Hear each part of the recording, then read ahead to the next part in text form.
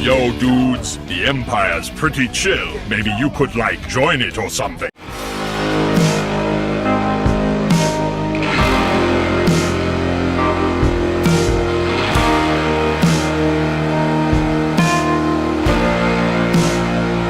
Hey everyone, Lucamus Prime here, and it is time for a brand new movie review series. And guys, I'm going to kick off this review series by reviewing what is one of my all-time favourite superhero movies of all time, in both DC and overall in the superhero genre.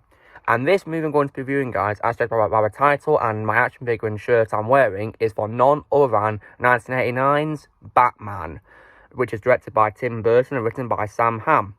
So yeah, now, and I really love this movie, guys, and as I said before, it's one of my favourite superhero movies of all time, and yeah, so what's this movie about? So the movie follows Batman, played by Michael Keaton, a masked vigilante from Gotham City, who fights against evil to keep its citizens safe.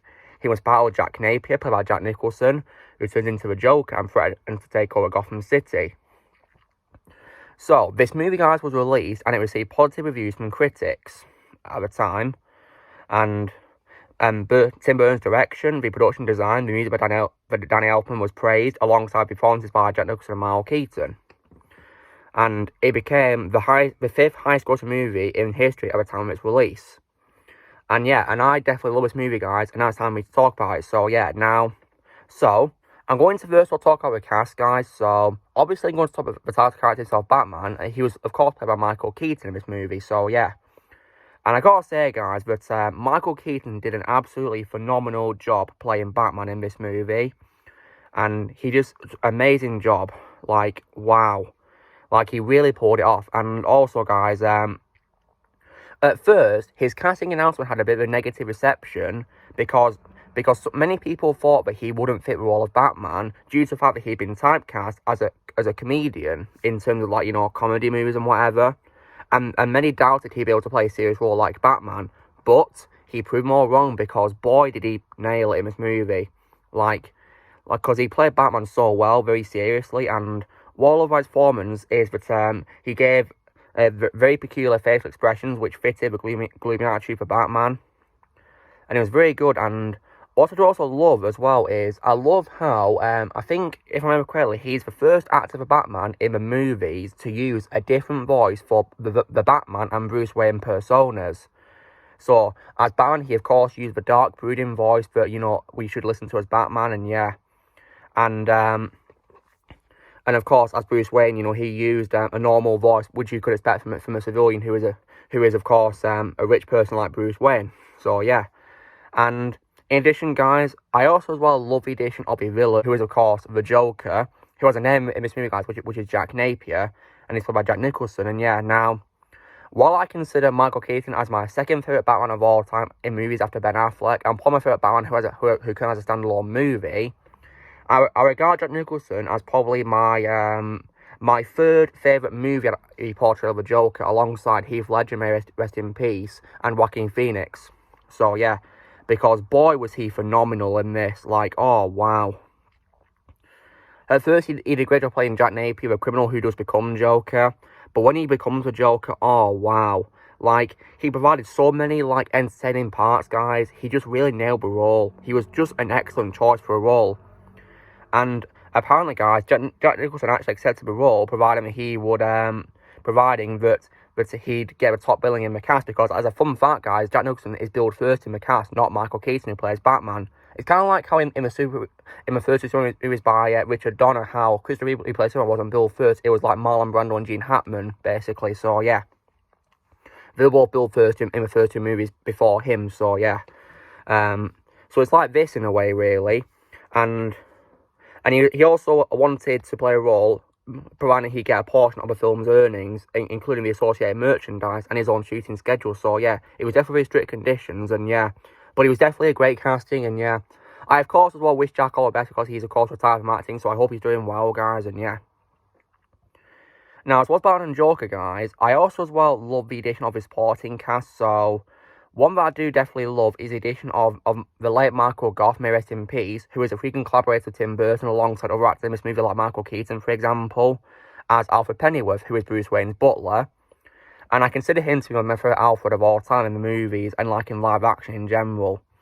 In my opinion, he was perfectly cast as Alfred, and yeah, I loved his interactions with Bruce. It was really amazing to watch. He was just amazing in the role as Alfred. Really great in the role.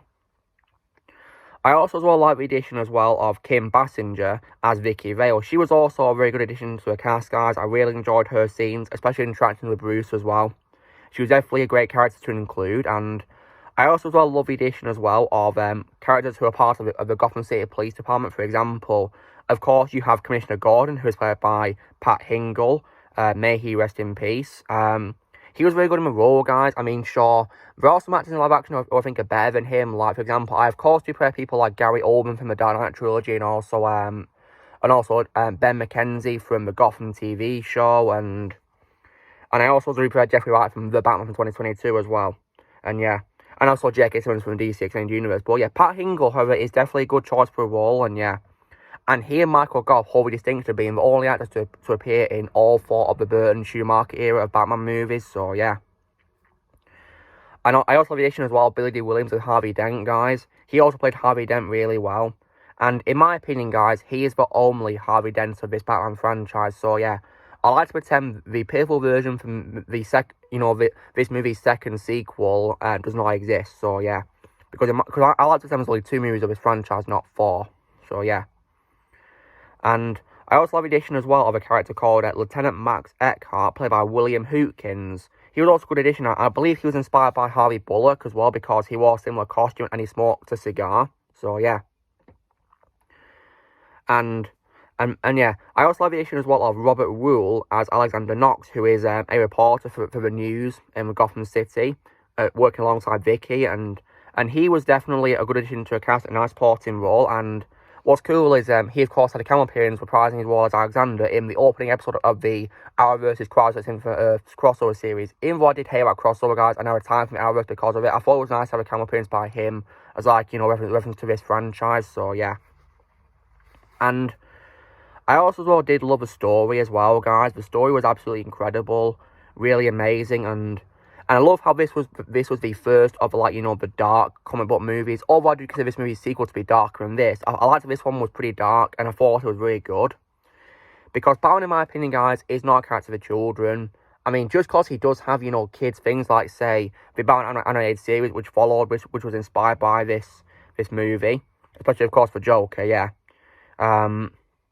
You know, even though he's had kid-related material, you know, I don't consider him to be a children's character, so yeah. I'm glad that, you know, many things which have been dark about Batman have come out, like, for example, of course, this movie's sequel, which might be probably the darkest Batman movie of all time. And also, as well, the Batman Arkham games are also considerably dark as well, because in my country, they're rated either 15 or rated PEGI 18, so yeah.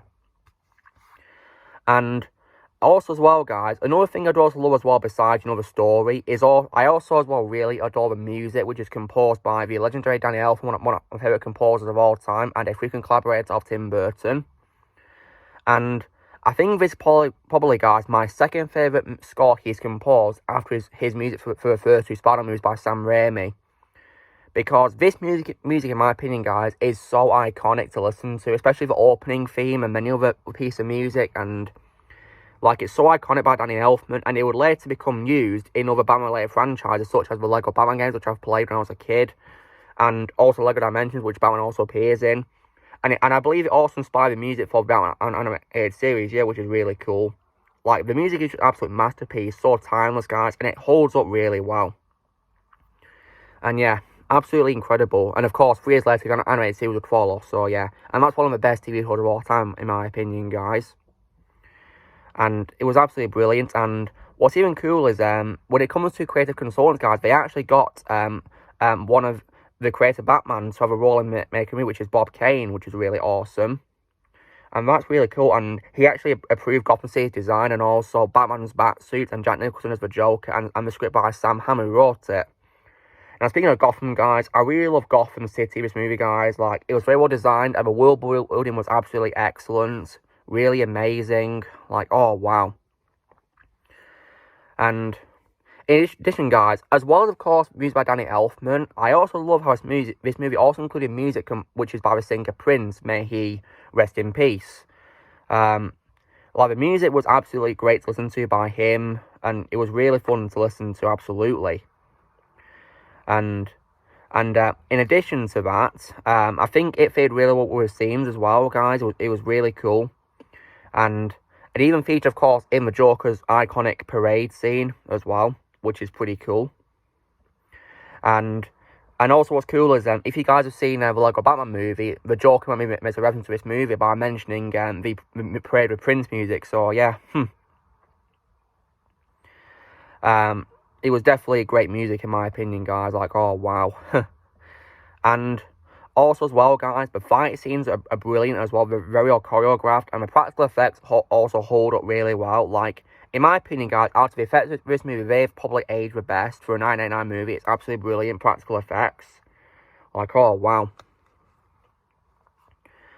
And also, guys, one I'd also love is also many iconic quotes as well. Like, I mean, one that I can definitely talk about is probably Batman's first scene in the movie, guys, where of course, he takes down, two thugs, and he holds one of them over the roof and says, "I'm not going to kill you, but I want you to do me a favour. I want you to tell all your friends about me. I'm Batman." Like, oh, that's such an iconic quote right there. Goodness me. Like, Michael Keaton just absolutely nailed it. Like, oh, wow. Perfectly cast, in my opinion, guys. And in addition as well, I also love as well the commercial in the movie where Joker has like a TV commercial. That's also one of the most iconic parts of the movie, in my opinion, guys. And the use of a laughing gas was also a nice concept as well. Definitely a brilliant concept right there. It was really good.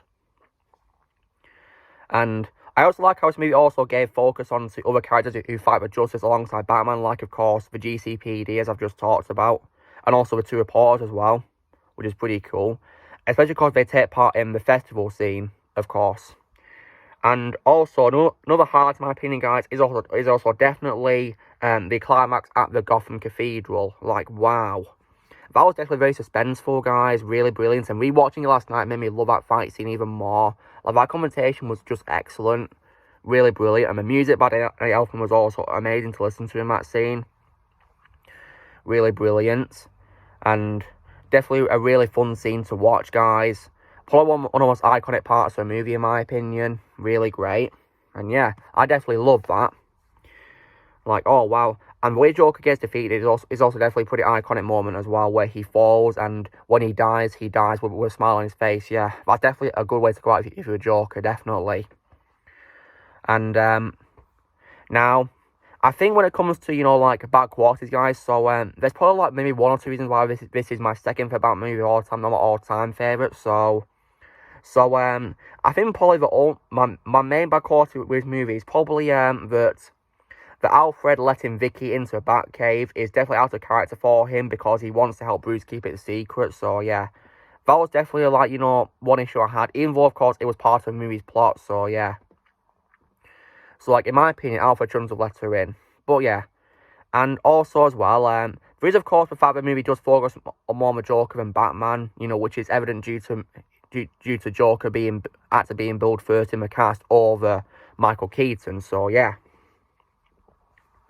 Now, there's also one particular thing that, about quality of this movie that some people have, which I would like to defend, being, that Batman appears to not seem to worry about killing people. But yeah, like, I mean, the thing is, well, guys, he's not the only one who's killed people, and no one really seems to really complain about it, really. I mean, like, really? So, like, I mean, if people aren't going to complain at other incarnations of Batman killing, then why are they complaining about this version of Batman, Like, so even though he's, of course, unable to comics, of course, in which he does not kill, I mean, Batman, he doesn't seem to have a problem with killing in this movie, but, like, if other versions of Batman, are killing and no one's complaining, why are we complaining about Michael Keaton's Batman killing, So, yeah, I don't really have much of a problem with that, guys, so, yeah. I still think Batman's a really awesome character in this movie, to be honest, and, yeah. And even in the Arkham games, you can actually kill people in that, if you make them fall off buildings, so, yeah. And also, I think, bad quality is also probably the absence of Arkham Asylum, which is a bit disappointing, because I think it's one of the most iconic places in, the world of Batman, so, yeah. and of course a very important part of the comics. So it would have been cool if it appeared in this movie, but sadly not. And the same, of course, can be applied to its sequel. So yeah. But yeah, nonetheless, well, guys, I still love this movie. I think it's definitely one of the best superhero movies of all time, one of the best Batman movies of all time in general. And yeah, I definitely love a movie, and it was definitely really fun to rewatch last night, guys, because of course I got this Blu-ray collection of the movies from Burn Schumacher era, and yeah, and here it is, guys, on Blu-ray, Batman 1989. So yeah, as you guys can see, it's also rated 15 as well. So yeah. Which is definitely fitting really well because, you know, I don't care about the criticism about this movie being too dark, because in my opinion, guys, Batman is not for kids. So yeah, exactly. So I'm very glad this movie was rated R, absolutely.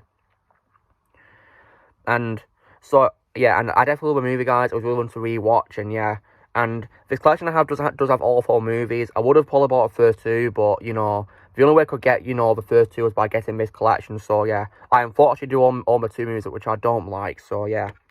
Anyway, guys, so this was me reviewing Batman 1989. So if we know I rate it out of 10, guys, well, just like in my ranking that I did back in 2020, I still to this day rate this movie, guys, a flat out 10 out of 10. So yeah, that's what I rate it to this day, guys. So yeah, that's never going to change in my opinion, because I still love this movie. It's, in my opinion, one of the best superhero movies of all time. Yeah, I really love it. And yeah. And also, guys, stay tuned soon for my review of the sequel, Batman Returns. I'll definitely be really enjoying that, because that's me. I've grown to love it more I rewatch it. So yeah, so stay tuned for that. So guys, this is me reviewing Batman released in 1989 by Tim Burton. So you know drill, guys. Be sure to give this video a like. Also, be sure to comment what you guys think of Batman 1989. If you've seen it, what your thoughts are on it. Also, be sure to join Team Prime by pressing subscribe for movies coming in the future. If you'd like to be a member, you can press on the views and please, or you can go to the description, and I'll see you all later.